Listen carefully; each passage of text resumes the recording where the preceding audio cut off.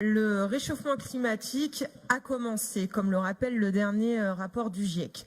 Les risques naturels liés au changement climatique deviennent vraiment préoccupants et vont s'accélérer, devenant de plus en plus intenses.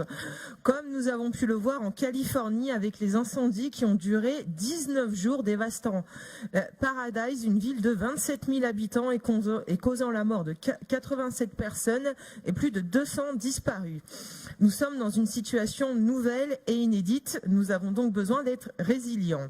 Une illustration frappante des impacts du changement climatique est sur la question de ressources en eau. N'en déplaise au Rassemblement national, les 30 dernières années ont vu un réchauffement d'environ 1 degré par rapport aux 30 années précédentes, ce qui provoque une augmentation de l'évapotranspiration avec pour conséquence en France une perte de ressources en eau disponibles d'environ 300 mètres cubes par an par habitant, de l'ordre de 5 fois la consommation domestique moyenne.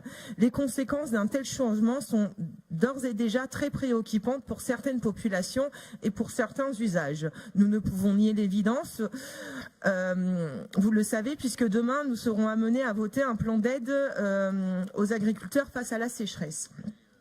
La recherche, c'est prévenir et anticiper sur le long terme, penser demain et après-demain.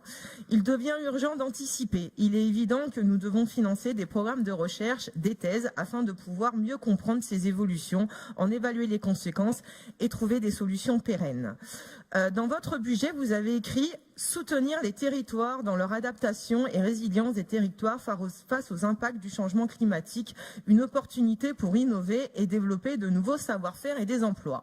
Sur cette phrase et sur son objectif, le groupe RCES, qui alerte depuis des années, ne peut que soutenir cette démarche, mais derrière la phrase, il faut une politique avec des actes et des moyens.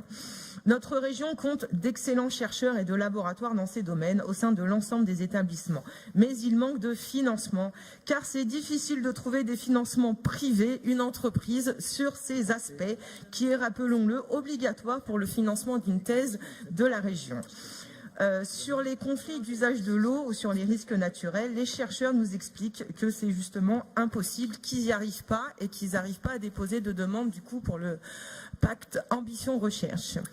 Compte tenu de notre compétence en matière d'enseignement supérieur et de recherche, le rôle de la région est de lever ses freins, de transformer cette faiblesse en opportunité. Il faut rappeler l'enjeu ici, il s'agit de sauver l'espèce humaine. Plus prosaïquement, cela veut dire nos territoires, nos outils productifs et l'ensemble des activités qui nous font vivre.